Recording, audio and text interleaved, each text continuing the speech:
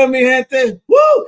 Exciting times. Because in 2 weeks, ladies and gentlemen, it is the first ever Heroic Awards at C2E2, where we celebrate independent comics. That's right, baby. Let me bring the mastermind behind this event, the chairman of the board that has brung down that hammer to celebrate indie, the one, the only Rick Duree, baby. How you doing? Hello. Mwah. Lovely trophy here for everybody. I hope you guys are having a good time watching. Love to be here. We have a huge group in the back going to come through. This is a big day. This is the release day. This is the time when we find out who the finalists are. And it was a long, hard stretch to get to be a finalist. If you're seeing these books on the finalists today, you've got to pick up these books. These are the best of the best. And for those that don't know what the Heroic Awards is, we have a little teaser trailer. So before we get into this whole business, all right, before we bring on these amazing people that we're about to celebrate today, these finalists, baby, that are in the running for that beautiful trophy that Rick got to his right side. Look at it. We're looking like golden boys today, baby. That's right. So first of all, let's check out this little trailer, and then we're going to start celebrating these amazing folks.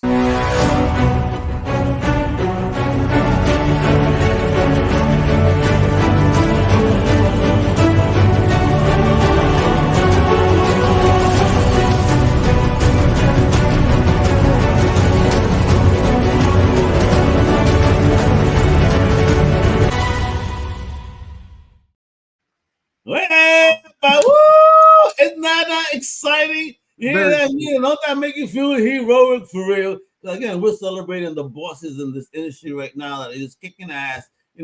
These guys are going to be stepping up one day and being the bosses of the business. So I'm really excited. So, Rick, we got to start getting into it. You know what I mean? Because we got to run this down, right? So, we're going to go through some of these folks that are in the finalists. They come here, they got to leave because, we have other people that are probably waiting to come in, clicking away and can't get in. Just be patient, folks, as we bring in these folks. So, obviously, the first thing we're going to talk about, let me bring in this wonderful band. A big shout out to Comics Wellspring, being a huge sponsor. The Heroic Awards is presented by them. So, thank you for celebrating indie and supporting indie in the level that you guys have. So first category that we have up, ladies and gentlemen, is, first of all, the finalists right here. Look at that wonderful seal. Ain't that, yo, Rick, that's beautiful. Ain't it? Look at it. Yeah, so silver, obviously, finalist. The gold will be the winner of the award, which we're not announcing today. We're not announcing the winners today. We're announcing the finalists. Yes, the winners will be announced at C2E2 at our award ceremony live.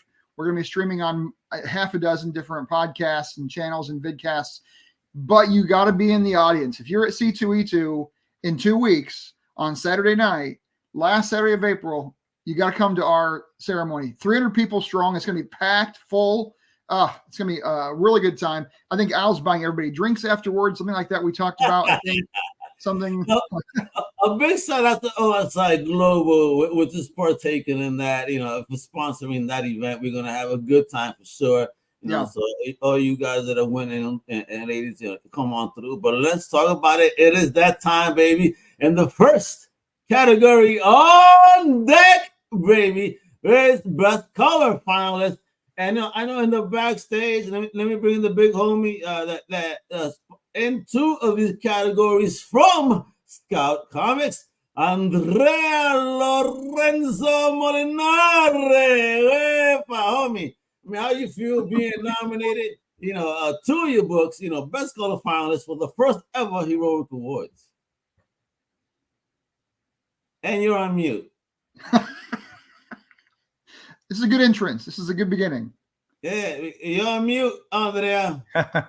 There we go. All right. Sorry about that. No, we work really hard on the books. We're really honored to be recognized. To see that work get recognized is a big deal. And it's certainly, we're real proud of our creators, all of our creators. Mm-hmm.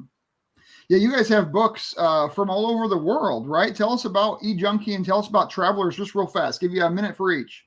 Well, Traveler's Guide to Flagoria is actually a creator by the name of Sam Moore Does Everything. The only thing he didn't do, I was the editor on the title.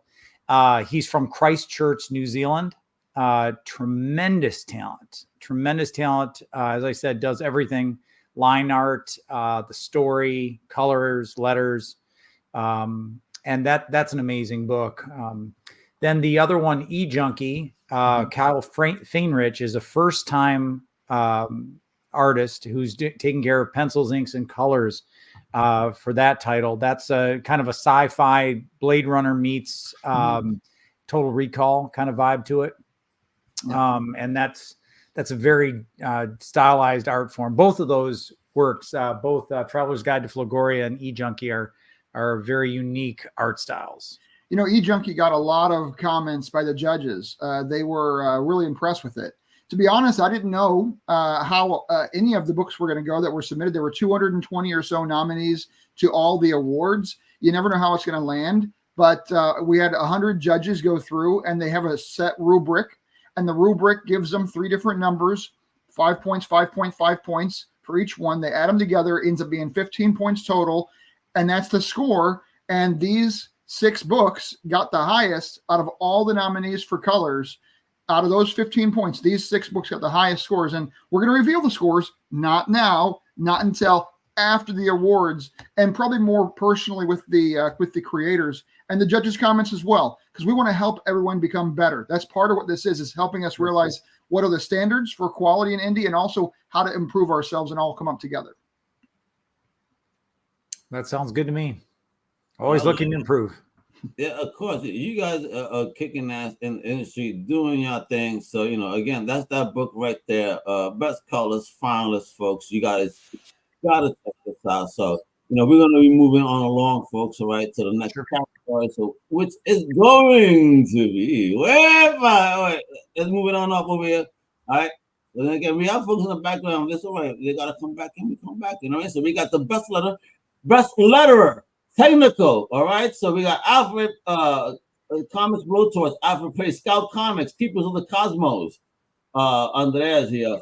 We got Constant Hustle Comics, Avery the Astonishing, Scout Comics again, Dracovi. Yeah, beautiful book.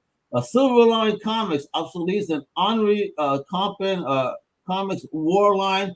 One of the folks is supposed to be here for that. All right. Yeah. So bring in your people, and I will talk about these real quick. I was really is that Rich, that one? Warline is Henri. Yeah. And Paige is Blowtorch. So I was really interested in this letterer category as we were putting it together with the judges. Is it lettering? Is it lettering and technical, which is what we said in the end? I mean, what about all the different ways to put the book together? If there's different ads in the book, is that part of it? Is it just lettering or is it more? And so we put it all kind of in one big pot of lettering and technical. And the judges have told us they thought that went pretty well. Of course, next year we might alter and adjust the categories, maybe add more categories. But this year, letter and technical is what we had, and a lot of good books in that category. In fact, the judges said, and this is something that the judges told me actually just today about lettering. Some of the judges reached out to me and said, lettering makes the art stand out. Lettering makes the color stand out. Lettering tells the story better. It's kind of the forgotten art, and it needs to not be. It needs to be seen as just as important as the other aspects, because it really does influence all the parts of a book. Excellent. Now, who we have here that's part of this category, Rick? It's Paige Blowtorch. All right, but again, is he here? In the group? Who's that? His name under his name was Paige.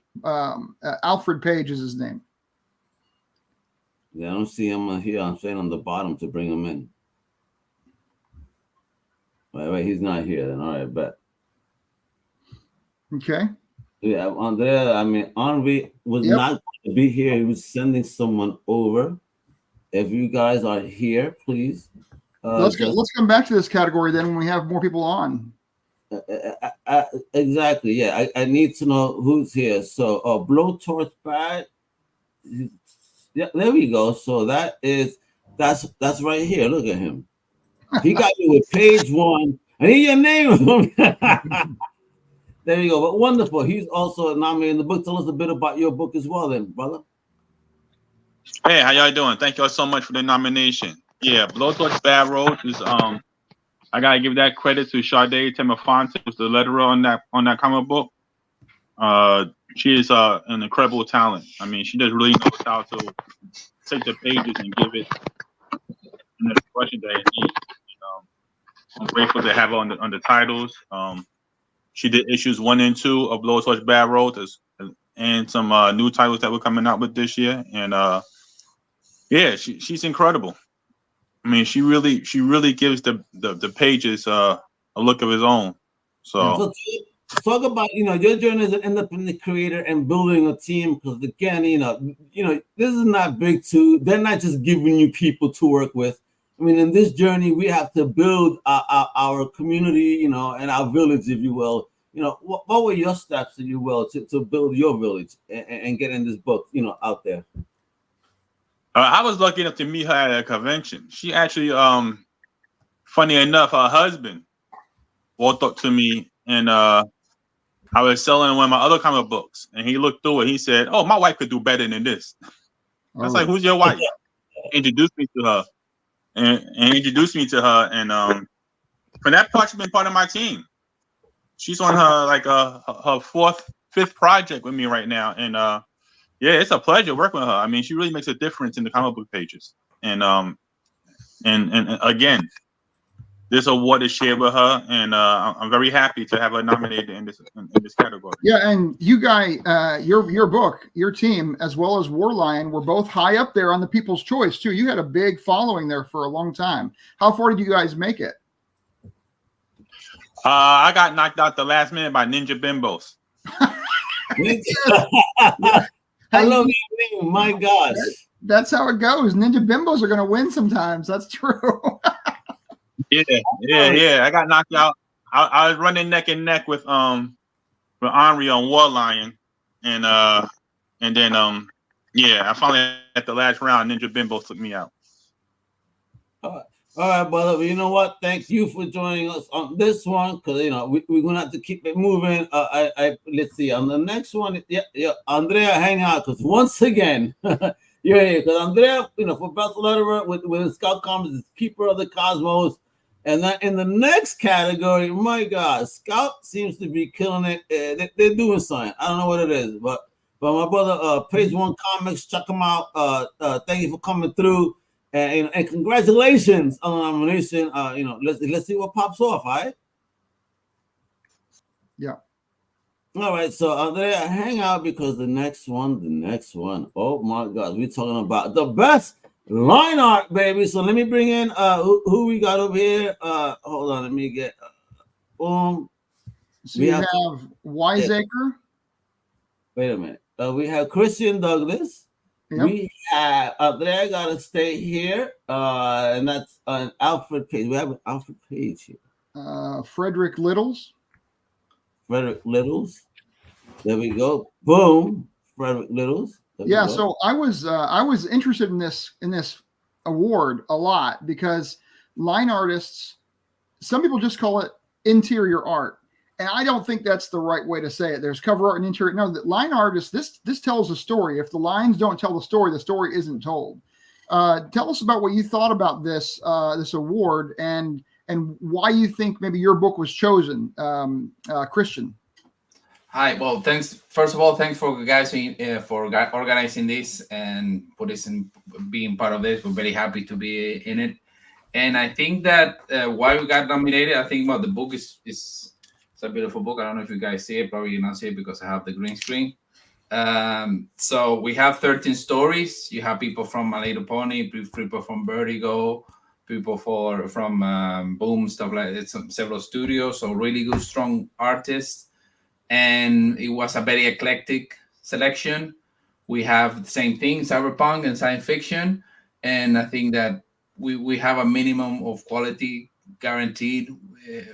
Every book we release, we want to have at least to uphold that, and always trying to bring a little bit step beyond. No? So I think that's why I'm speculating. I don't know exactly why the judges did that, but we were very cautious in who to choose and who to be inside the book. So I think we're very happy that it pays off. And this was a question the judges gave me. Actually, they gave it about a couple anthologies that were submitted.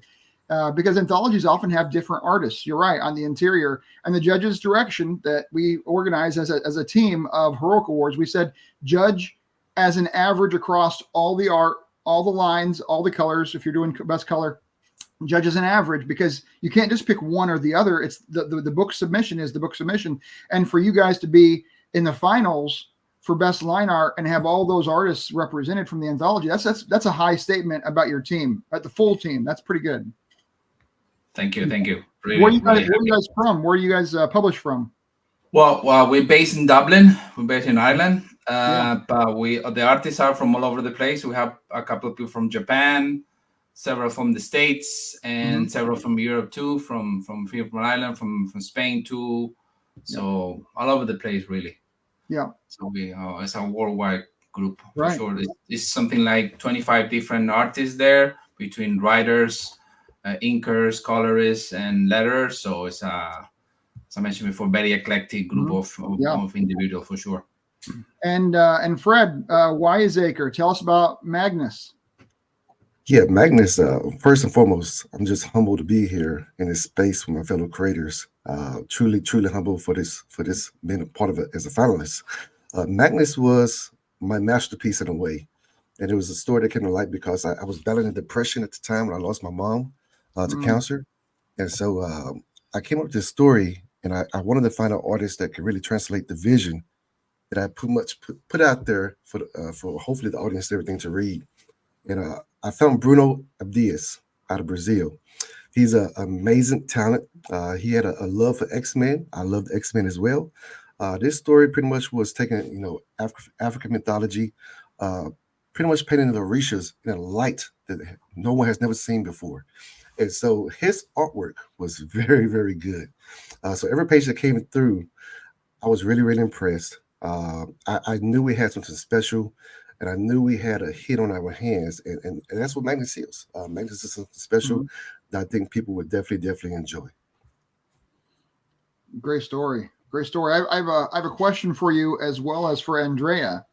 So you both had your books. Everyone nominated their books for 2 categories. We didn't let anybody nominate their book for all the categories because, believe me, everybody would do that. They would just throw the book into every category. So we had everybody pick just the top 2 categories we thought your books would represent the best.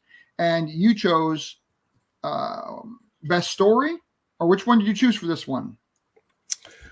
So I chose line art and best story. Right. Yeah. So this is what I found, and the same thing for Andrea with Space Outlaws. I was looking back to see which books got into the finals and how they did on the other category they submitted for. And what I found was there's a couple of books that did well in both categories they submitted for, but most books really excelled in one category. The other one was kind of a hit or miss with the judges. So this is kind of a professional question. As we're doing the judging, what if the judges are split on your book, on your cover, on your line art? Is that just how it goes? Or, I mean, what do you think about being judged in general? Andrea, what do you think about being judged by professional artists and professional writers when it comes to your book? Because they can see it differently than you. Yeah, I mean, that's just comes with the territory. I don't think anybody, I mean, anything you put out there, it's going to get judged, So if you're thin-skinned in this business, you probably should not be in this business. You ain't lying. So, yeah, I mean, and the thing is, if you come to it with the attitude that you can always get better, you can always improve, I think that's a healthy way to approach it. You should evolve as a creator, and you should get better over time. Yeah. But with Space Outlaws in particular, Marco Fontanilli, who is the creator, he does everything on that book. I'm the only other member of his team. It's kind of like with Travelers of Flagoria, where you're dealing with a creator that's just multi-talented. His line art is spectacular. The amount of detail that he puts in, he never, ever cuts corners. He lives in Italy, and I can message him at 11:30 my time. I'm on the East Coast in Florida, and he's awake and he's working. I mean, it's almost like a level of like where you're a little, you need like maybe therapy, It's like he's super intense in his work, and it just shows. If you page through his work, Space Outlaws, you'll see what I'm talking about. He just doesn't know how to not do incredible detail. So I just had to throw him out there. Question for you, Fred, real fast before you go, and the next category comes in.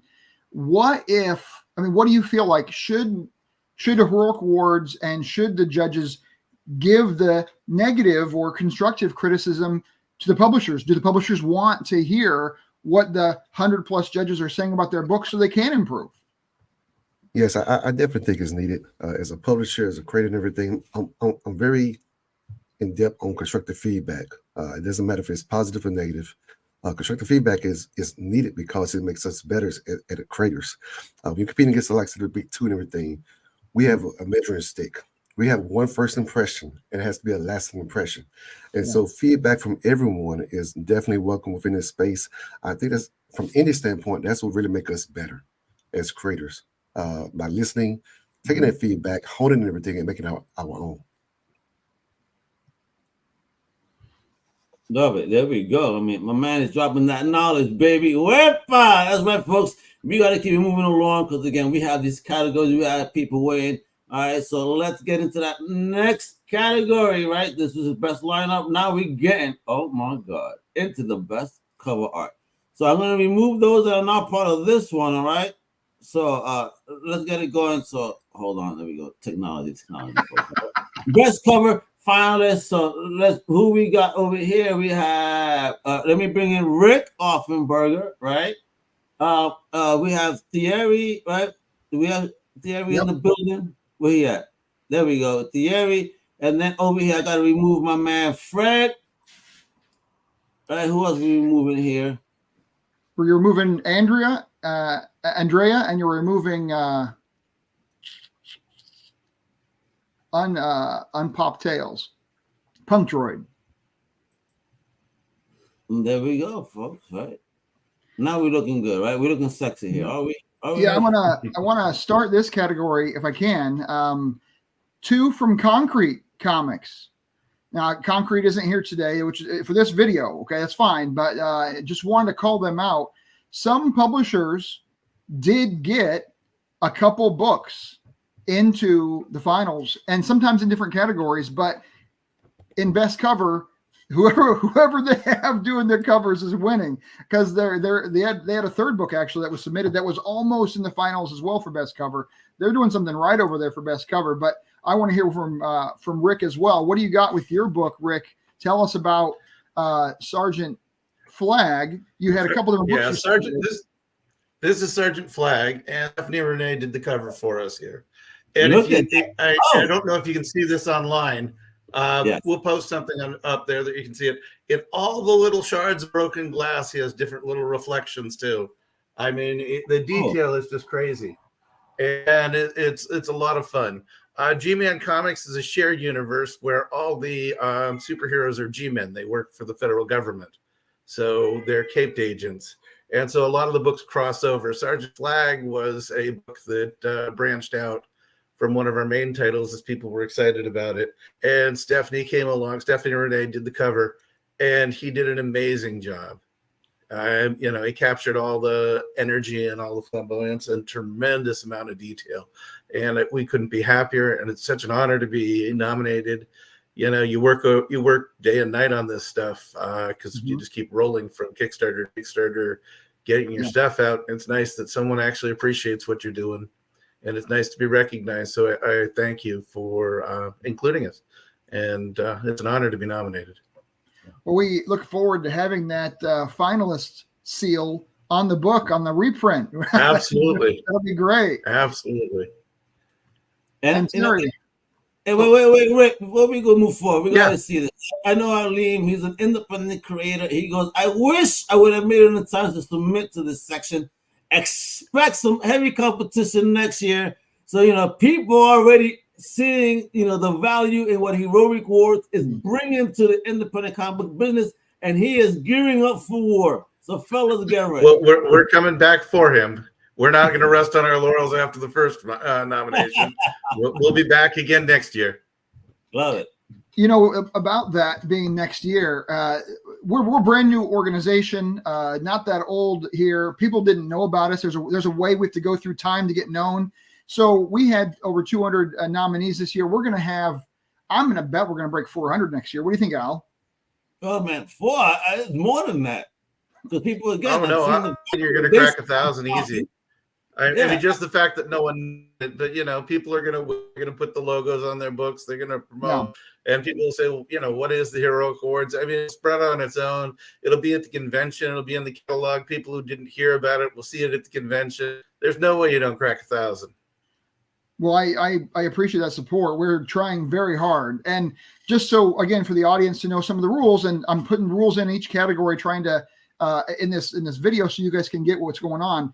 When it comes to submissions, what we decided, and this can change next year, and we're open for you guys to give us feedback, help us be better. But what we put down this first year was if you had 2 series under your belt and you had a book come out in 2023, you could submit that book for the awards. If you had only 1 series in your backpack, you would just started for your last year.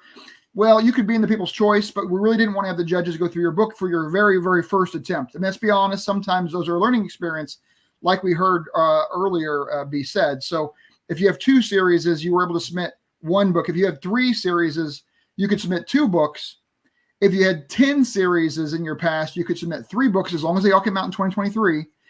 And then if you had it gradiated up, and the max you could get was 5. And so if you had like 100 books come out this year for your publishing house, then you could submit up to 5 books. And that's how we did it. We did it at a gradation level so that the people who had 2 or 3 series could really get represented, but the people who had a whole bunch of series could just submit only the things they thought would be their best. Maybe this is the wrong way. We don't know. We're still trying to learn. But I will tell you, we stayed indie the whole way through.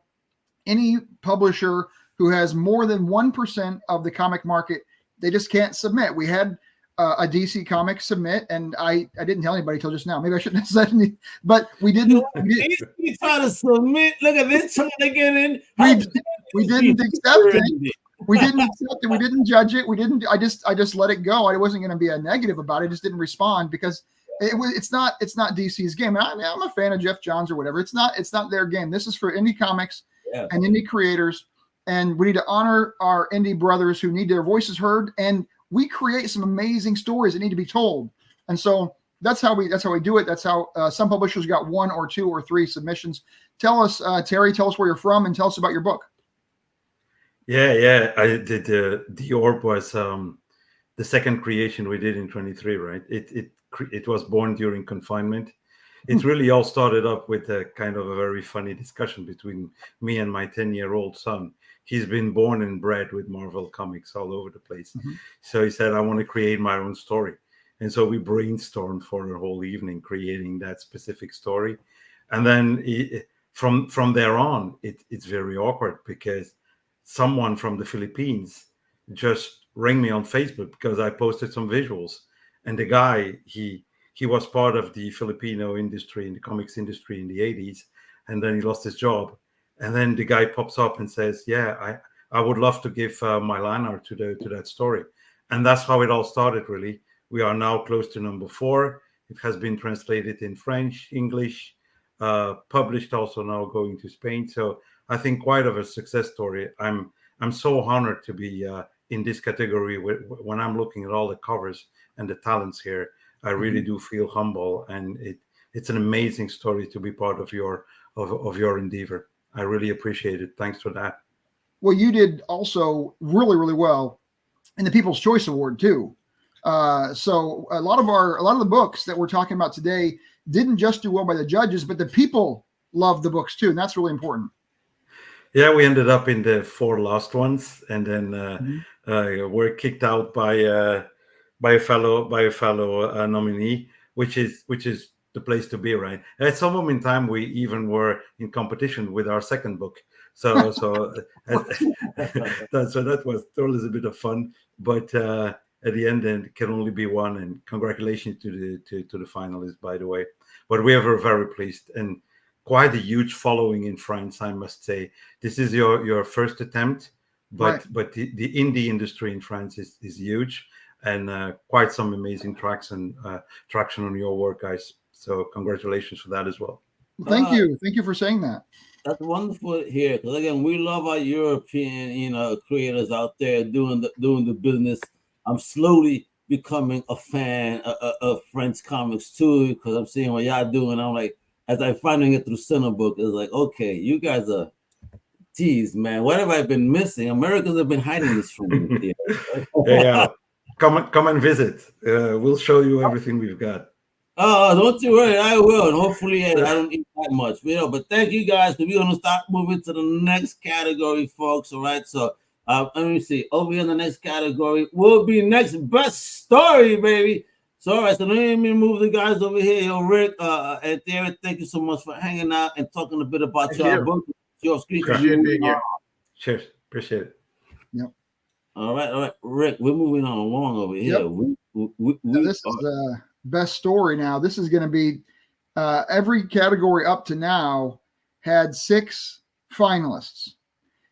Best story had nearly 70 nominations, and the judges were furiously going through all those books to make sure they got through them. That's a lot of books to read.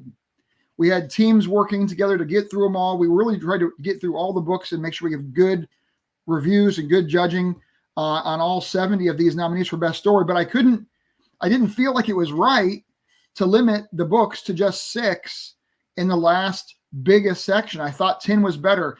I don't really give a lot of praise to the Oscars, but to be honest, their best picture now has 10 finalists, and I think that's probably a good number for the amount of nominees we had to go through. So of these 10 now on best story, what do we got, Al?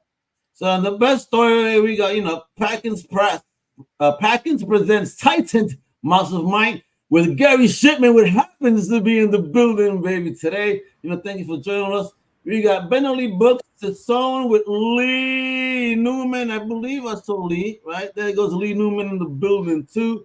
We got Mr. Fish Comics Green Zone, Timber World Entertainment, The Few and the Curse, Page One Comics, Blowtorch. So, bringing back my man over here. We got Lone Wolf Comics, Snowpaw. We got Daibo Comics, Alma, John Doe in the building. And he happens to also be in the building, all right? We got Kingdom Comics, Roseville, Atlantis Studios, Hidden Star, and Second Sight Publishing, Evil Lives. And Markets, H.E.R.O.I.C is also in the building, Rick. Now, this is a full palette right here for best story. I'm excited. All right, fellas, you guys got to start talking. You Rick, go ahead, man. Get it done. What are we doing? Kingdom Comics, Roseville, he's also here too. So look for him in the chats, and I'll get going on this. So we had 10 nominees. Which one is that? Kingdom. It's called Roseville. Kingdom Comics. I don't see his name here. What? Jeremy, Jeffrey Cotton. Jeffrey. Yeah. So tell me, Gary, Titan Mouse of Might. I got to be honest with you. When I first saw that you submitted this, I was a little bit interested because there's not many, and there's just not that many superhero animals that are in comics these days. Most of them are superheroes. People, tell us about creating a mouse. Well, first of all, thank you for even letting me be nominated. However that worked out, I really do appreciate it. The character that I came up with here, Titan Mouse and Might, is actually from another series that I did 25 years ago called Packins Land. And I have a hardcover of that as well I could show. And basically the story of this is it's about a boy. There's a glare, sorry. It's about a boy who comes into a magical world with talking animals that have abilities and stuff like that. And so what I did with Titan was I flipped it, and I made it to where the animal came into the world of men, and so he brings his abilities with him, and there's just all kinds of stuff that happens. It's a crazy ride. I think it's more than meets the eye. I think that if people give it a try, they might be surprised to see that it's not just a cutesy mouse story. There's more to it than that. So well, that's probably why you got in the best stories, because people did like what you created. They like how you brought out story. So I think you need to get some props on that. And like you said, 25 years in the making. That means you've thought a lot about it. You've had a lot of dreams of mice, I guess, mice and men. Right. Yes. Or maybe not. Maybe different order. Yeah. Yeah, it's been amazing. Well, even the Packins Land, this is the omnibus. It collects all 17 or 18 issues. It's like 500 pages. This was nominated back in the late 90s for Eisner, Russ Manning, and Harvey Awards, but it was just nominated. Hey, there's my brother. All right. Anyways, and there's my sister-in-law. The whole family is coming to support. Yeah, the whole family's here. They want to support. Thank you guys for being here. So yeah, it's nice to be nominated. It really is an honor. I do appreciate it very much. We'll just have to. There's my sister Jill. That's why you love, big homie. Well, salute to the whole family's here. Haven't seen them forever, but now they're here. No, I'm just kidding. Yeah, so we'll see if we win. You know, but I'm really thankful to be nominated. It really is an honor. Thank you guys for putting on this heroic award. It's awesome. You're welcome. You're welcome. And you did a great job with your book. I'm really proud that it's gotten here. And not only them, let's go to who's next, Al? You're the director here. I'm looking the best story. So that was a big shipment with this tribe over here. Let's bring up Lee next over here and to talk over here. All right, Lee, talk about your project over here with Benelux Books Sassoon. I hope I'm saying that right. Yeah, Sassoon. Well, if you get it wrong, that's part of the joke of the book because no one can say his name right. So, Sassoon was a labor of love for me and the team. We're kind of from all over. The artist, Ronaldo Ley, is from Chile. We're from different parts of America that put it together. And I want to say it is an absolute honor to be here. And also, I appreciate the best story finalist category. But I do have to say there's been a lot of talk on Twitter about how writing and other aspects of the book. And it's true that the words that I write are just the recipe. People don't come for the recipe to a restaurant. They come for the meal. So I got to thank everyone in my team for everything they've done. The book is basically a caped comedy. It's sort of like Kick-Ass and The Tick and Knocked Up. It's like that kind of thing. It's like if Judd Apatow wrote a hero comic. So if you're into goofy heroes doing their best, that's kind of what it is. Sassoon's not great at what he does, but he does it with all of his heart. And that's something I try and put forward in my own life. So it's a fun book. It's a nice, easy read. And hopefully we'll be able to make a couple more issues as well. But it's a lot of fun, and it was a lot of fun to make. It was amazing to see the turnout during the People's Choice, because we got, I think, to the top 8. And wow. I'm incredibly grateful for everyone who's helped make this book and everyone who has helped support this book. And also for you guys putting on the Heroic Awards, for you guys having me. I mean, it's amazing. You know, I think we might be one of the smallest dogs in the fight, but it's so incredible to be surrounded by people whose books I read, and to see so many new books that I'm going to go read, because it's exposed me to so many indie creators that I'm not friends with yet, that I don't know their work yet, but I'm sure going to be. So it's been incredible. And I really appreciate you guys having me on here. And I appreciate you guys having me in the competition. I mean, it's just like you said, it's the top of the top. Every time I saw a new book, I went and checked it out, and everyone's just done incredible. It must have been very difficult for the judges. Well, the judges actually commented and said that because yours is more of a comedy, there weren't that many comic books. Can you think it's not a big section? It's more, war and superheroes and kind of like drama, but a comedy story gets in the finals. That's pretty great. I'm a fan of comedies from the 80s, especially. That's my fan game. So I'm glad you're here. I'm so happy to be here. Thank you so much. No, well, thank you for doing what you do, as an independent creator. Again, all of you that put your stories out there, because again, it takes courage to share in your creations, in your creativity, because a lot of haters out there, but not within the Heroic Awards, because you're all heroes in our eyes, all right? So let's make that happen as we continue, because they're all coming in, baby, and I love it. So let's bring up Big Felipe over here to talk about the view and the curse of Timberworld Entertainment. Hey, how's it going, guys? I'd like to first say I appreciate the awards. I think it's pretty cool that there's an award for indie comics. We always feel like a little niche of the comic book market. So it's awesome to see this award and the way it's being handled so professionally with everyone, like all the judges going through so many books, and it's really an honor to be nominated. I'm so happy to be here. Thank you so much, guys. I really appreciate it.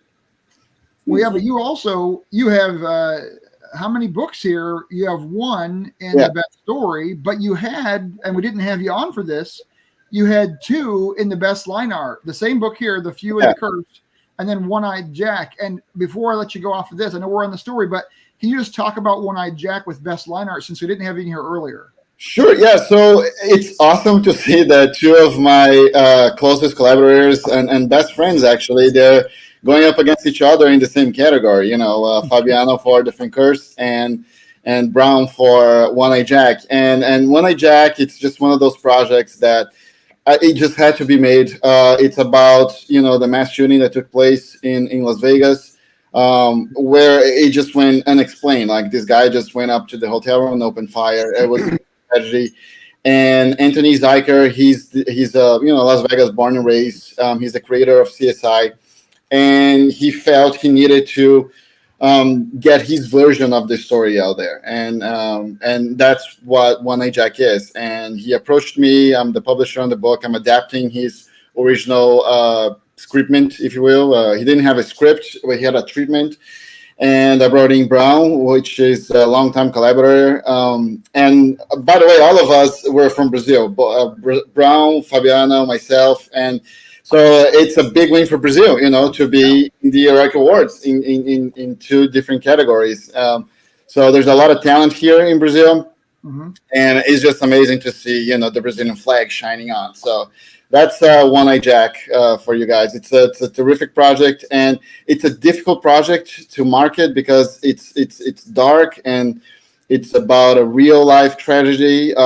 So we've been kickstarting it. I think we just did the last volume. So we did 4 volumes, each one of them with almost 100 pages. So by the time we're done with it, we're currently working on the last one. It's going to be quite a thick omnibus, Wow, that sounds like a great omnibus. That 500 pages. Now you're getting into it. With Brown's artwork, I just love his stuff. It's a beautiful, beautiful book. I really appreciate you coming on today. I'm glad you got in. And being from Brazil, you probably aren't maybe going to make it to C2E2 next 2 weeks from now. I'm actually in Florida right now, and I did Emerald City a few weeks ago, and I really wanted to do Chicago, but this year didn't happen. The last time I was in Chicago was about 4 years ago. I was there, when the pandemic just hit. I think we were at the show when the first case of COVID was reported in Seattle, and I was even afraid I wouldn't be able to make it home in Brazil. So it was tough to leave Chicago, and then was tough to leave Florida back home to Brazil. Well, it's a long time. It's been 5 years now. It's been 4 years, whatever it's been. Yeah. Wow. All right, Al, bring up the next book for us, Al.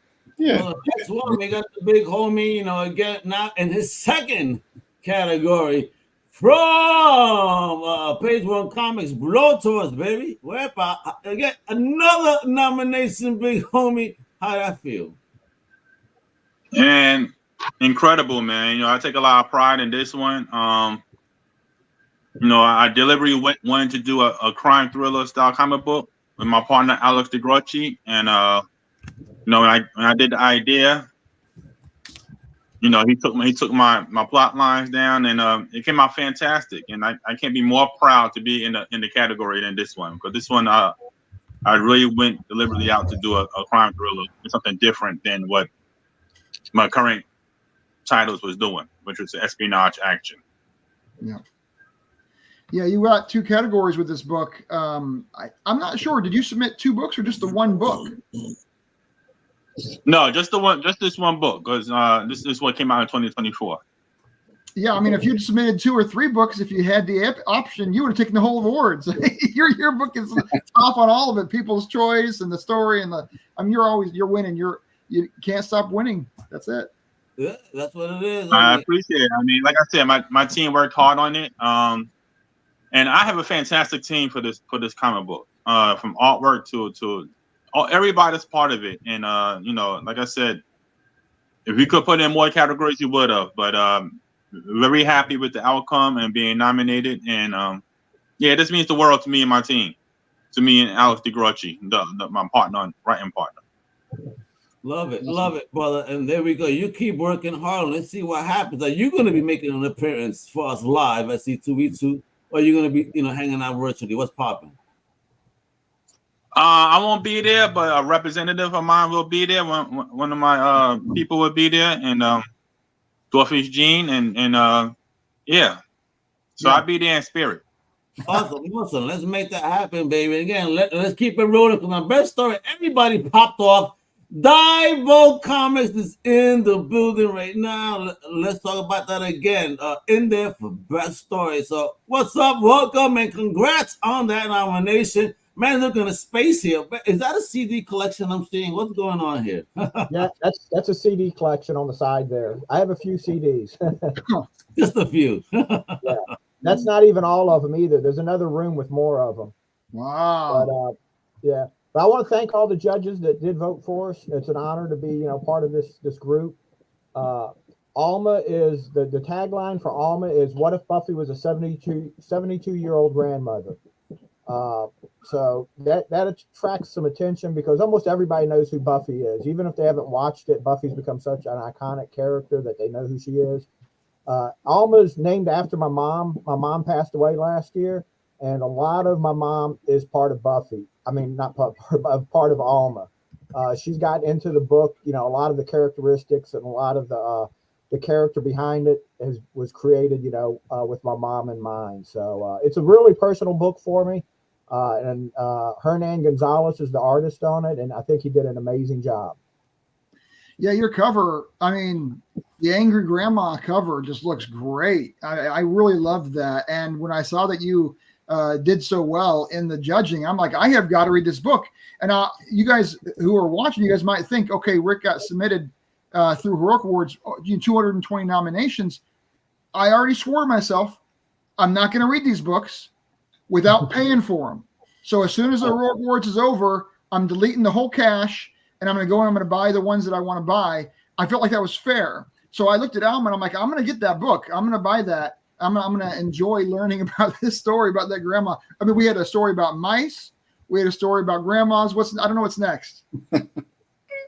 Isn't that amazing? I mean, we got it popping off. So thank you for that submission. And next up in the building right here, we got the big homie Marcus H. Roberts, all right, from Second Sight Publishing with Evil Lives. Oh, man, with a story like that, man, what's popping? Where are you trying to scare me? I mean, look at that. Look at this. Oh, man. Look at that cover. Yeah, I'm trying to scare you.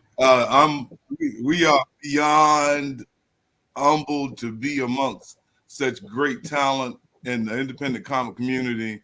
We pride ourselves to be a platform for other indie creators to help get their stuff out. So to be nominated is just a highlight for us. Yeah. Well, that book looks great. We do horror. Well, we do horror. We do horror. You ask me what we do, I'll say it a third time. We do horror. Companies like Scout, people like Alfred Page, they are good at what they do in terms of superhero and fantasy, but we do horror. So this omnibus is a collection of some of the horror stories that comes out of our universe, our horror universe.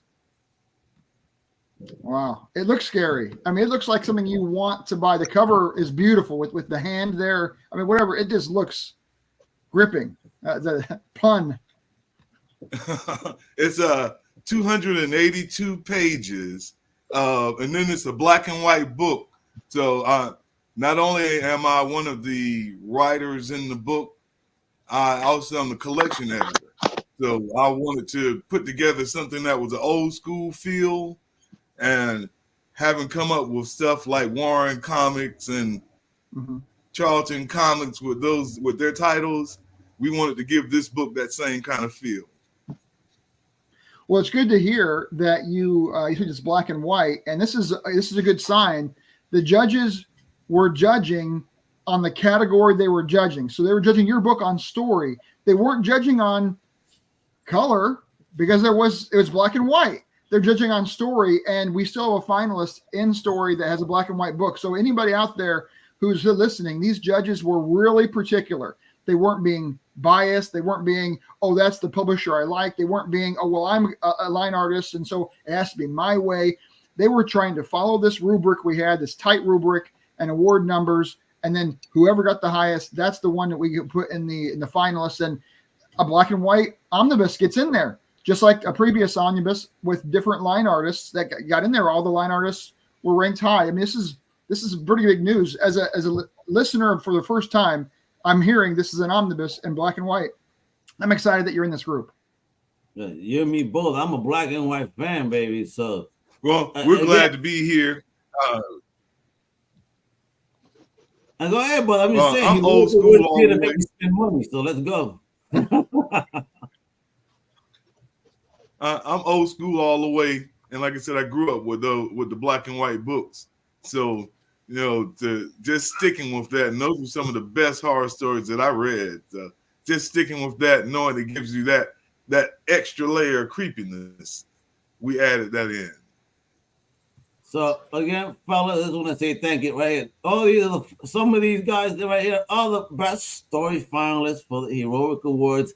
Again, at C2E2 this year. I'm the MC. That's the chairman of the board, Rick Duree. These are amazing finalists, and we got one more to talk about over here. All right, and get into some more comic book chit chat. All right. So with that, folks, thank you, gentlemen, for attending. Let me get you guys out as we bring in the next batch of folks out there. But again, thank you and congratulations for the nomination for the Heroic Awards, baby. Woo! Thank you. Appreciate it.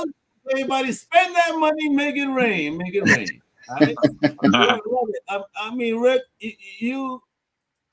for real, what you've accomplished here, again, in celebration of these amazing independent creators is phenomenal. As an independent creator yourself and finding that need, before we talk about, the next and last two nominations that we're going to be talking about today. I mean, Heroic Awards, just a tad about that. Why Heroic Awards this year? Yeah, so I've been creating comics for just 2 years. I got into comics late in life. I was 30 when I started reading. So I'm not one that grew up as a kid enjoying my superheroes. I kind of got into it for the story. I wanted to get in and see, hey, what's up with comics? Well, maybe it's great. Let me give it a shot. And I started looking, what's the best storylines of all time? I didn't care if it was DC or Image or Marvel, or I didn't care who it was. I was reading the best stories, and I just got sucked in to what I thought were some of the most unbelievable plot twists and character developments and emotion that stories have come out with since the beginning of time. I think comics are the best platform for putting your stories out there. And so I started doing it myself. And I realized that when you get 30 to 50 backers on Kickstarter, you're happy about it, but really you're not being seen. The stories are not being known. The zeitgeist, if you will, of our culture is not hearing these stories. And we needed to get them out and known and seen. So Heroic Awards was needed, and it came forward. Honoring exceptional renderings of independent creators is heroic. Hey. And we want to honor those creators. And it's not just the writers, it's not just the artists, it's not just the letterers, it's the whole team. We mentioned that a lot. And teams, we've had teams on here from Brazil. We had Japan mentioned. We have Belgium and France. We had New Zealand. We had mentioned earlier, of course, all across the country of America. So Canada. I mean, we have a lot of countries represented, which to me, I didn't know. I didn't know that was going to happen. Who knows what's going to happen? And then it did, because people were hearing about us and they wanted to participate. And I really am so appreciative of the publishers that gave us a shot by sending their books over. They didn't have to. And the judges for spending their long hours and being serious about judging. They didn't have to, but we all came together as a community. And I think it's showing the fruits of that effort. It takes a village. And you know what? Before you do move on to the next category, I know Homie was here before something happened. He had to drop out. And again, he's one of the best story nominations. I do not want to move on because he is taking his time to hang out with us today. Let me introduce the one and only Jeffrey from Kingdom Comics to talk about Roseville. Again, a Best Story nominee. You know, I don't want to move on. I mean, my homie's been chilling in the back. You know, talk about your books. You know, share how you feel about being nominated, and of course, again, your amazing title.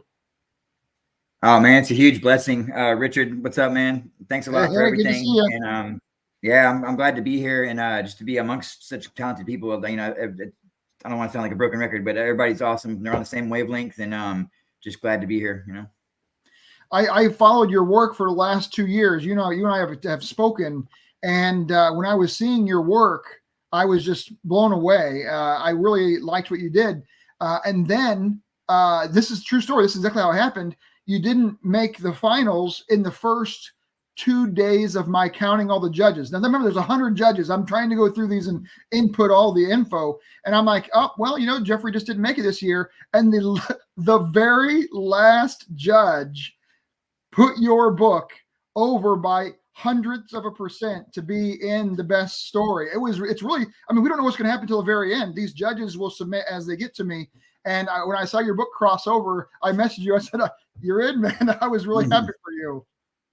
Yeah, that's pretty awesome. So whoever that person is, I owe him a cheeseburger, slice of pizza or something. But it's cool, you know, and just to even be in the talk or whatever you want to call it. When you first approached me with the awards deal and everything, I didn't really know what to make of it. But you know, I believed in you and what you've got going on, and we have a good friendship so far. So you know, like, yeah, I'm gonna get off in there and see what's shaking with this. And I'm glad I did, man. And here we are. You know, we're talking about being nominated for in the finals. So it's really cool, man. And especially since Roseville is just one issue, it's like there's a lot of unknowns and a lot of weird turns and questions to be answered. But as far as the story, the meat and bones of it, or the meat and potatoes of it, has yet to be revealed. So I'm excited to see where we go and who we bring with us. You know, you're exactly right. This is a one issue, if you will. We had the judges read what was submitted, and yours was one issue, and others might have been an omnibus. But the judgment should take place fairly across the board, and yours with one issue got in there. That's pretty awesome, and it shows to what you built in those 24 pages or however many it was. It shows what you built in there. What I would comment on, and this is something that again brings up from the judge's perspective, you were also entered for best cover, I believe, if that's right. And the best cover, you had people who I really respect, judges who I really respect in cover art. Some of them said yours was, 15 points, 5, 5, and 5, all the way up there.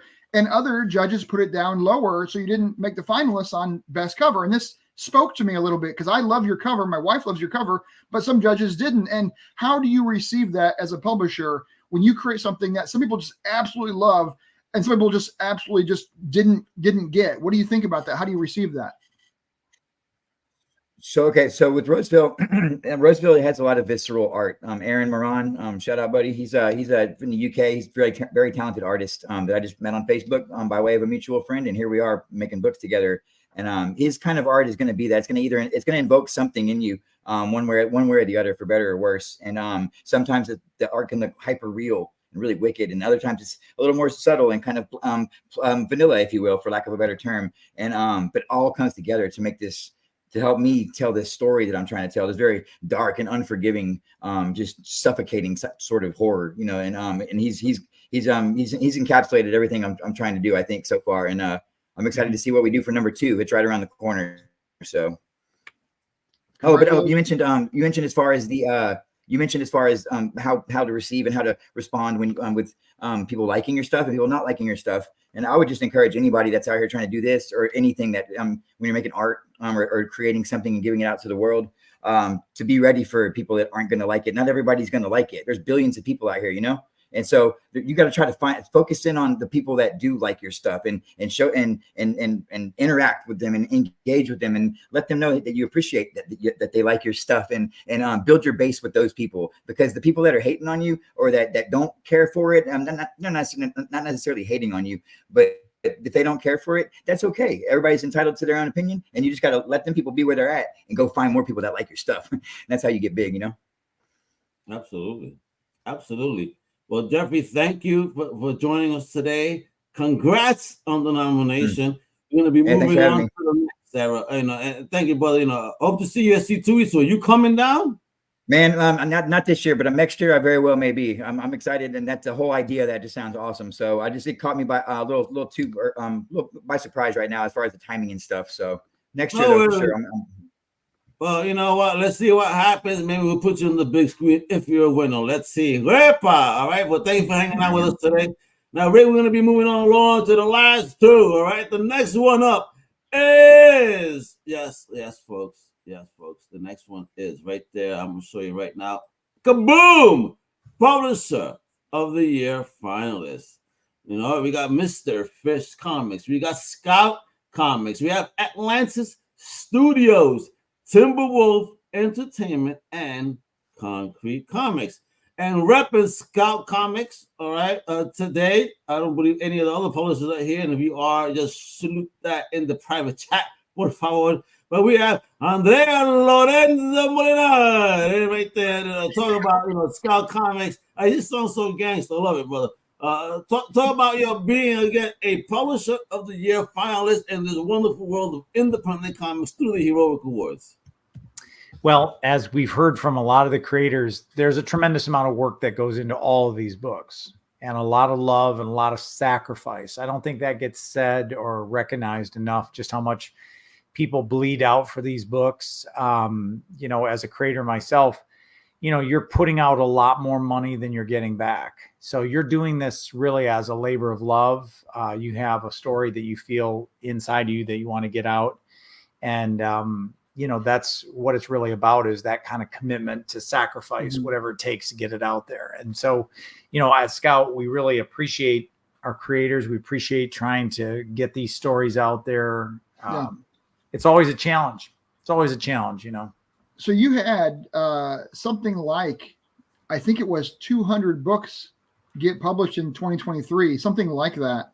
Yeah, I think it was just slightly over 200 books. That was a lot of books. I mean, I've only been editorial director since mid 2020, and I've done, I think it's like 180 titles. I've edited 180 titles for Scout. So yeah. Tell us how you picked the 5 books that you submitted, because you did reach that maximum of submissions. Yeah, and how did you pick them?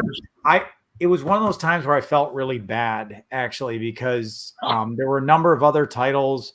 By the Horns comes to mind. They're one of our better known titles, fantasy title. Snow White Zombie Apocalypse, another book that has done really, really well for us.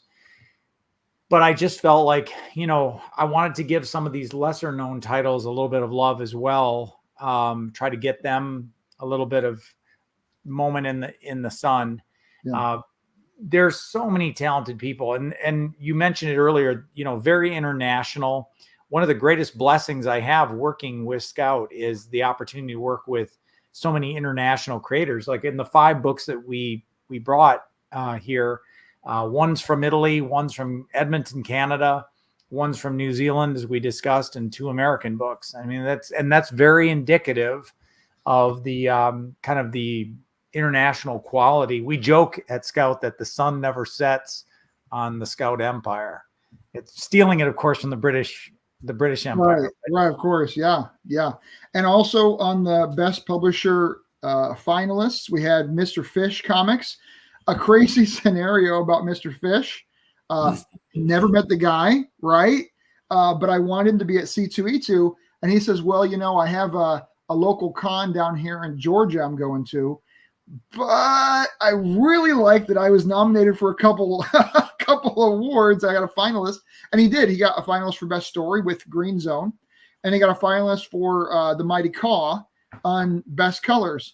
And so I'm talking to him. He's actually staying at my house the Thursday before C2E2, and we're driving up together to represent his book there at the finalist the award ceremony in C2E2. So I'm going to have a whole 6 hours with him in the car to get to know his books. But I'm glad that he had his books shown, and now he's in the Publisher of the Year runnings, as well as Timberwolf. We spoke with him just earlier about from Brazil, his books, The Few and the Cursed, as well as One-Eyed Jack. I always have looked up to Timberwolf. Their outreach, their Kickstartering has been premium. So I like that. And then Atlantis, they had 2 books in there with Hidden Star, and Concrete had their covers. Something about Concrete, they aren't here today, but they did so well in best cover, but nobody knows this. They also did really, really well in the other categories those books were nominated for. They just didn't, just under the finalists position. So Concrete has made a great showing in the Heroic Awards this year, and I give them props for their efforts as well. So great publishers of the year. Every one of these had a finalist in at least 2 categories or more. So these are publishers that are really making good work, and not just one good work, but multiple good works. And that's, I mean, you can't ask for more than that in the indie comics community. Absolutely, Rick. Keep on preaching. So again, Andrea, a big congrats again. Taking over a lot of different, nominations over here. Looking like you guys like the Whitney Houston or some sign over here. What's going on? Going everywhere, showing my age, folks. Yes. I don't want to use other artists. Some of them are a little fresh. But Scott is definitely dope. So Andrea, congrats again, and hope to see you or some of your team at the C2E2 Awards, and hanging out and be able to receive one of those beautiful. Rick, show that award again. I mean, man. Okay, you ready? I'm picking it up. This is how heavy it is. I'm picking it up here. Look at this thing. Look how sexy that is. Oh, it is beautiful. The cape is oh man, and it's literally like 6 pounds. I can lift 6 pounds, but it is weighty. Okay, it's a weighty dang trophy, and it looks beautiful. And Comics Wellspring, they made a mock-up of it. They did their own little artistry of it, an illustration, which is now going to be on the seal for the winners and the finalists for our seal Heroic Award. So give the hand up for Comics Wellspring and their efforts. Dan over there, super pro, absolutely hardcore. I mean, busy and getting back to me. They just moved to a new spot, and they took all their time to move to a new spot. And the publishers I was talking to, like, Comics Wellspring, they're so busy. I need them to publish my books. And I'm like, yeah, but they're moving facilities. Give them a week. Yeah, right. We show them love. But folks, that's what Rick's talking about right here. You are all invited, of course, to the Heroic Awards. It's on Saturday, April 27th at 4:30 p.m. CST. It will be streaming live on the Heroic Awards Facebook page, the Comic Crusaders YouTube page, and many other of our amazing media partners. Go ahead and scan that code right there, you know what I mean, and be kept up to date. Again, a big salute also to C2E2 for hosting the first ever Heroic Awards. Now, that's it, folks. We're reaching the last one right here. Andrea, thank you for hanging out with us today. And once again, congratulations on all those amazing nominations for the Amazing Scout Comics creators. So thanks. Now, this is it, Rick. We're at the bottom right here. The last one. The one that caused a stir on social media. I mean, you were telling us in our Heroic team chat the amount of engagement, which, was through the roof. Folks, what am I talking about today? We are talking about the one and only amazing People's Choice Awards. Oh my God. And it was heavy. I mean, Rick sounded like me and Gene Oakland in our chat talking about, oh my God, look at where we're at. So Rick, let them know first about that engagement before we talk about, actually who are the last 2 books in the running. Right. So there's no joke. First off, we almost didn't do a People's Choice Award because I'm going to be straightforward with everybody. I'm always honest. Everything I say, I'm going to be straightforward here. A lot of the publishers did not want a People's Choice Award because they thought, well, my book got 30 or 50 backers. The other books might have gotten something like 500 backers. They have more followers on social media. It's going to be a popularity contest, and that's what people were saying. And what I was saying was, wait a second, the fans get a voice. They get one award. I mean, come on, they get to vote on something, not just the judges, which did 10 categories or so, but we also want to have the people's voice heard. And this was a battle. It was bloodbath. I'm not even joking. We had 25,000 votes across the round 1, round 2, Sweet 16, Elite 8, Final 4, and the championship. I can't use those words because that's from the NCAA. But anyway, you get what I'm talking about. It's the March Madness like tournament, and it was crazy. I mean, I couldn't believe it. I couldn't believe it. Literally, I added it up on multiple days. It was one vote a minute, one vote every 10 seconds. I mean, it was flying in. And the people who were coming down in the rankings, like you heard here earlier today, they couldn't believe their book was so popular that they were getting seen, they were getting publicity, they were getting notoriety. People were going through and voting for the book maybe they came for the Ninja Bimbos, or they came for the Wingless, those two that Justice. That name, Ninja Bimbos. Oh man, yo, versus zombies. Oh my god, that whole name. It's just a throwback to some 80s Roger Corman type flip for me. Yeah. And when I heard that, I was like, oh man, I'm digging it. I'm digging it. Yeah, it's like Mars Attacks. It sounds a little bit like that. But yeah, so those two were doing great. But somebody came for Justice and they voted for Alma, or they voted for, Blowtorch, or however it ended up coming down. And to me, that's exactly what Indie needs to do. We need to share across the game all of what works, who's out there, get some awareness to a lot of these publishers. So I think it did that for us. I think it really did that for us. Well, not just for us, but for those amazing creators again. And let's get into it, folks. Again, the next category is People's Choice finalists, and we happen to have one of those finalists on deck on the backstage. Let me introduce the man from Atrocity Presses, Ninja Bimbos versus Zombies from Deep Space, the one, the only Max Deville. What's up? What's going on? Talk to us, brother. First of all, how do you feel about not being nominated by not us, but rather the community itself in the People's Choice Awards for the first ever Heroic Awards? That's pretty badass. I mean, I really didn't expect to be nominated at all, but I mean, the fact that we got nominated was fantastic. So, and then the fact that we just got nominated was great, but then moving all the way to the championship round is just fantastic. I mean, we had a great time writing the book, so hopefully people liked it, and I guess they did. So worked out. So talk about you and the creation of the project. Like, how long you've been at it? What were the early inspirations of this book, and why do you think it resonates so much with the people?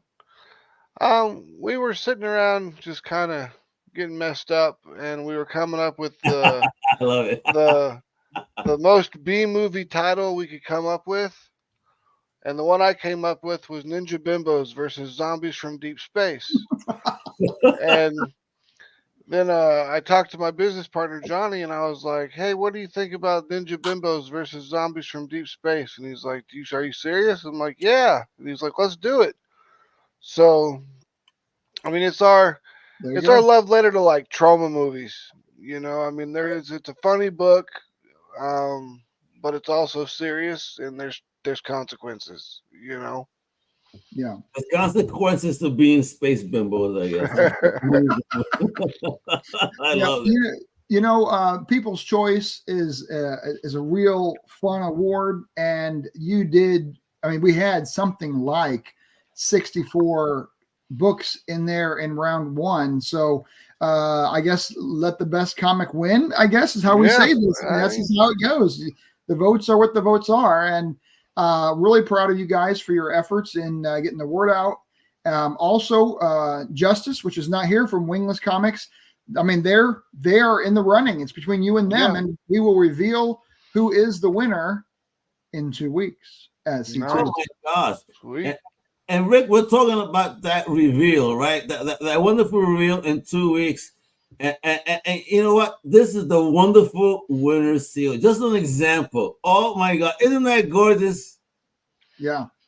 Are you going to stream the award ceremony?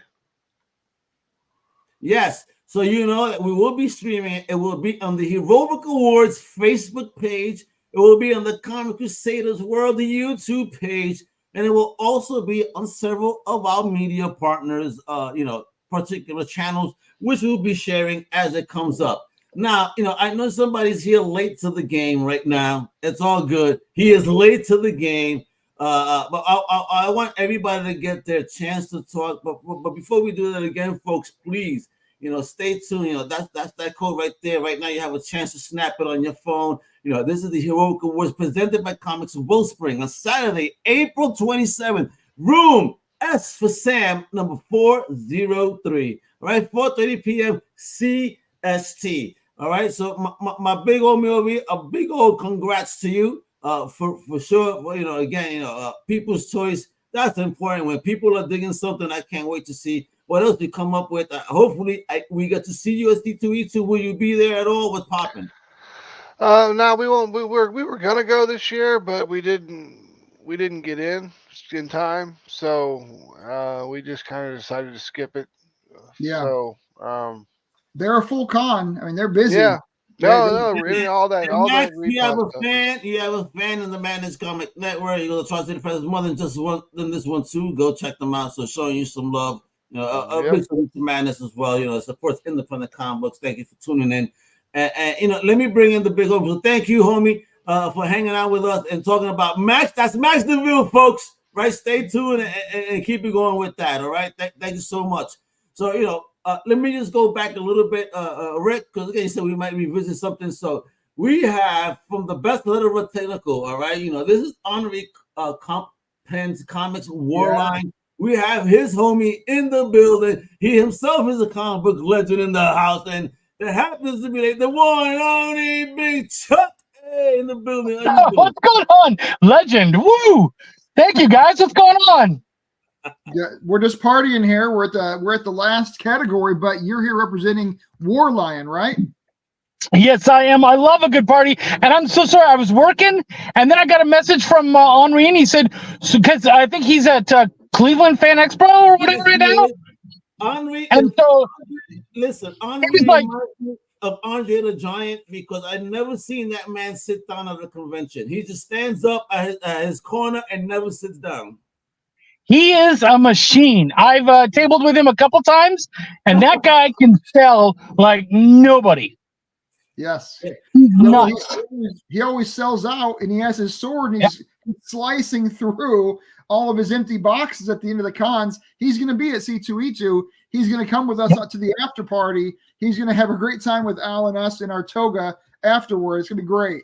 Hey, listen, a golden toga is going to be crazy. And Chuck, you better bring yours too. So here we go, Chuck. Talk to us, man. How does it feel to be nominated best ever finalist for the Heroic Awards, the first ever Heroic Awards, celebrating independent comic books? Honestly, we are so proud and so just completely taken aback. It means so much to us to have the recognition. This book almost didn't happen. And Henri and I have worked so dang hard. I just attacked his Monopoly board. Yes. We worked the whole team has worked so hard on War Lion. War Lion 2 is out now, and now we're currently working on issue 3 to finish off this first miniseries. And we just, honestly, it's just been such an amazing ride, and we're so proud and excited to be a part of the Heroic Awards, and just being nominated is huge. Thank you so much. You guys did really well in the People's Choice too. You guys were up there, I think, in the final 4, weren't you? Top 4, that's right. Yeah, we actually lost to Atrocity Press's Ninja Bimbos that were he was just on. So yeah, and when we got up against that one, we were like, dude, we fought hard, but we're probably not gonna make it against Ninja Bimbos. What's up, Greg? Yeah. So, Big Chuck, are you or Henri either going to be at C2E2 in person to pick up that beautiful statue that you see, that Rick has right there? I mean, look at that gorgeous thing. Just please don't use it as a weapon, all right? Well, I can't promise for Henri. I won't. When is C2E2? No, Henri's going to be there. Henri's going to be there. Yeah, he will be there. Yeah. So let me show you that. It's right there. It's the weekend of April 26th to the 28th. But you know what? The only day that you should care about being there is the 27th, because that's when we're hosting the Heroic Awards, all right? That's the day you got to be there. That's when everything really pops off. And again, presented by the amazing sponsor, Comics Wellspring. Yeah. I love it. Yeah, he will definitely be there.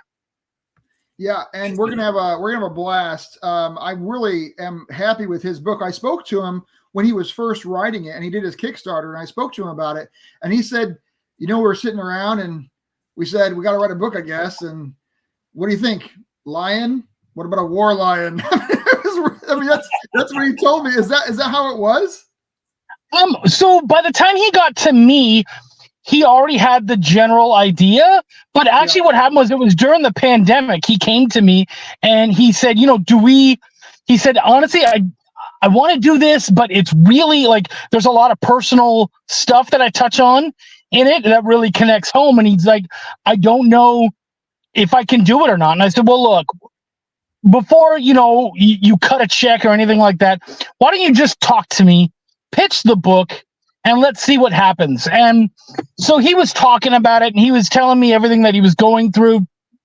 And I remember at one point, it had a really dark ending to it when it first started. And he pitched me the whole thing, and he said, and I said, well, what's the theme? And he said, I guess the theme is that sometimes there's no light at the end of the tunnel. And I laughed at him, and I said, dude, that is absolute crap. And he was like, what? I said, that's crap. And he said, well, what do you mean, man? And this is me just being me, right? Like, I love the guy, and I was going to be real with him. And I said, honestly, you wouldn't know if there's light at the end of the tunnel because, dude, you're not at the end yet. There's way too much. You're in the middle of it. And he was like, oh, damn. And so we went from there, and we worked on everything, and we kind of separated a little bit more from his life and kind of gave it a bit more fantasy. And it became what it is today. And we're just so damn proud of it. Dexter Wee's in the house and just the whole team, man. It's so damn good. Beautiful. This is exactly true. This is exactly right. It is so great. I had several judges tell me that it was one of their favorite books. And I was sitting here listening to you talk about this, and I'm sitting here and talking with these other creators here today. And to the audience out there, please know this. These are some of the absolute best comics made in 2023. These are some of the absolute best books. And I'm going to say, and there was a book, they got a perfect score. I'm not saying anything. It wasn't okay. I'm not gonna. It wasn't War Lion. Sorry, I'm not gonna say which one it was. There was a book that got a perfect score, and I'm like, what? And this is by judges. This is by dozens of judges, professionals in the industry, saying this is the best book that they've read out of the 220. I mean, we have some of the best books. And if you're out there and you're seeing this podcast, or you see us in 2 weeks at C2E2, please trust us. Go buy the books. They're gonna be awesome. They're going to be great. We found the diamonds, and you guys need to be part of this story as readers, as fans. Be part of the story with us and come along as we keep doing Kickstarters and do issue 3 for War Lion, etc. Absolutely agree. They have gone through the hay. They have found the needles in the haystacks. All right, the work has been done for the independent comic book community to come up and start getting these books. If they're here, they are the best. Trust me. I want to give some mad love up to you guys, because when you guys were doing the 64, I voted all the way through because I got to take care of my boy. But, I was able to vote for almost every single comic because I had read and know of most of those books.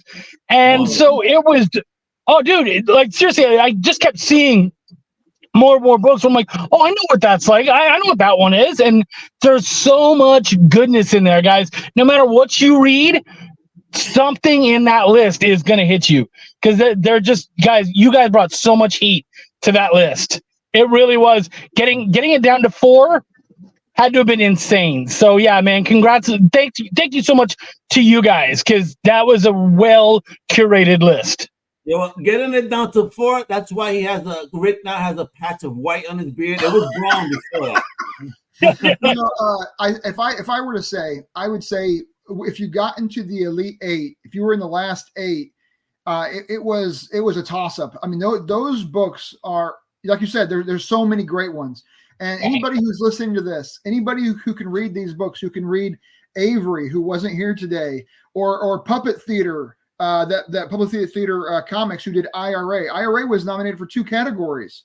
I mean, if you can read any of these books, you're going to sit back and say, wow, indie has something to offer. Just like me when I was 30 and I got into comics and I said, I just want to find out what the game is about. This is the time to get into indie. If you're not in it yet, this is the time, because this Heroic Awards has brought you the best of the best. And now you can go to these publishers that you may never heard of before, but now you can buy their books and trust that they're high quality. Yes. And that's exciting. And so many of you guys are going to meet a lot of those people at C2E2. So when you're at the Heroics Awards, everybody, make sure to check out those creators as well. Right. Yes, show them the love, stand online, get them signatures, buy them books, and definitely say thank you for their, sharing and their creativity. Because again, it's a tough business, and and they're out there, sharing a side of themselves that they normally wouldn't have. So with that, show love to every single creator, you know what I mean? Because it is a journey, it is a struggle, you know what I mean? And just tell them thank you for entertaining me. Right, because let me tell you, there's nothing on TV now, so we need these guys. These comic books are fire right now, keeping us better entertaining TV ever could. So you know what? I can't wait until War Lion does a crossover with Ninja Bimbos. I mean, that would be something, dude. I'll be all about it. I mean, this is what we can do as indie comics. We can make the decisions. We can pull the levers, and it comes into play. Let's have some of our winners do a crossover this next year, and we can announce that some of the winners or some of the finalists came together and made a new book. We can put that out next year. Oh my God, you just gave me, and we're going to have to talk about it afterwards. What you just said is just make Mega's gears move a little bit. Oh shit. That is when my gears move. It's dangerous. All right. Love it. All right, but Chuck, again, congrats to you and Henri and the team over there. Thanks for coming on. Even though late, yeah. No, I appreciate it. Yeah, sorry, I was working and I got a call and I was like, oh crap, maybe they're still on. And so, thank you guys so much for having me on. Rick, Al, I appreciate what you guys are doing for all of us indie guys. Like seriously, we appreciate your hustle and what you guys are doing. So thank you so much. We really appreciate you guys. I'm only a small little gear in this because it's the man Rick that he said we need to make this happen, and he built the team like Voltron, and now we're going at it and doing the thing and making sure that you guys get celebrated, and it's an absolute honor to partake in this endeavor. Thank you, Rick, for inviting myself and my comic book family to partake in this wonderful and beautiful event. This has been a fun ride, and I'll tell you why it's been fun. It's been work, absolutely. Every day it's been work, but it's been fun because it just kind of happened organically. It was the community. It wasn't one person or even our whole team, which we have great people on our team, Al, you know that. We have about 15 different media partners that are working with us. And we have about 15 sponsors that have helped us out. And I would call them all right now, but then I'd forget half of them. I get in trouble. But the point is it just happened. It's not like it was one person or one energy. It was just like it needed to be. It was almost like fate, or it was divinely inspired or something, because it just happened. I found the trophy, and I'm like, I have got to get that for our award. And I mean, these things just started lining up. The idea came about something like last November 1st or something, November 3rd-ish. That's only a few months ago, and that's indie for you. That's indie creation for you. Is just, let's put it together, let's throw it against the wall and see what sticks. And in this case, the people, the publishers, they need to be heard, and they felt like this was a platform that would give them a fair and just and a right move forward, a right step forward. So it's been a group thing the whole way, and I'm really honored to have such a great team. You guys are going to see us in 2 weeks at C2E2.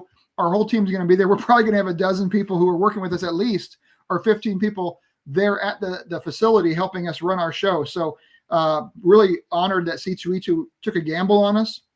They gave us the spot with us being a new organization. They just felt like we had the right story. And they gave us the spot Saturday night. I mean, the culminating event of C2E2, the Saturday night event, is us.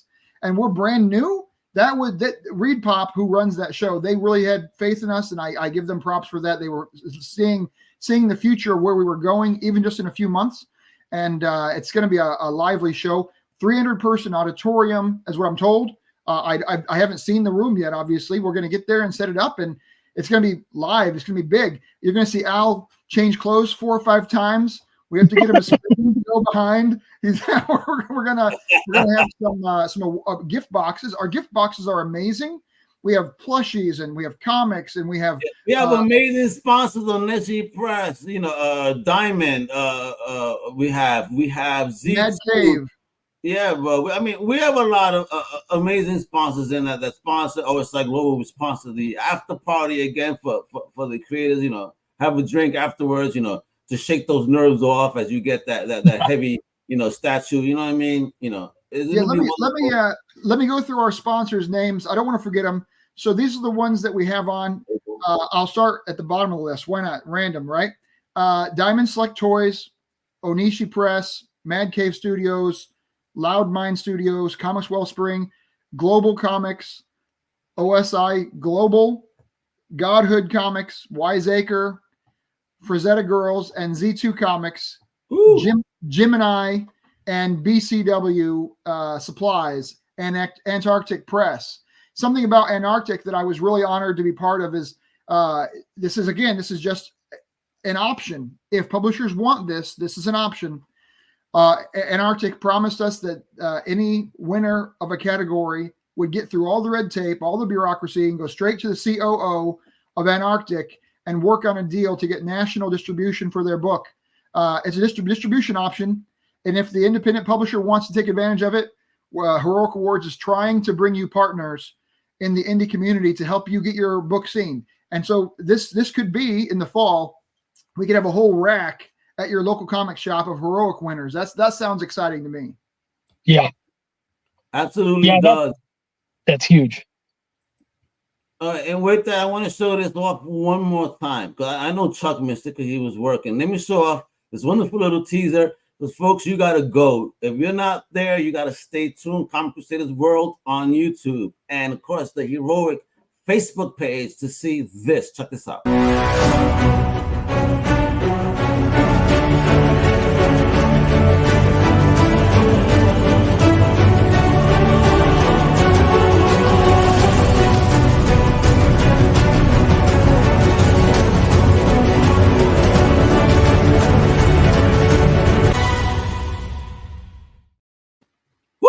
That's right, baby. The Heroic Awards 2024 at C2E2, April 27th, baby, at 4:30 p.m. CST. You better be there, be square. You better tune in. Guess what? The links are live. You go to Comic Crusaders Facebook right now. I mean, Heroic Awards Facebook or the Comic Crusaders YouTube, and you'll go ahead, and subscribe, give it a like, and turn on notifications so that way you know when this baby goes live, so you could tune in and see all these amazing creators, this dope show that we put together, and again, in celebration of independent comics. So again, a big shout out to the sponsors, Comic Wellspring, a big man to the chairman of the board. And let's give a big hand to the MC, Al Mega.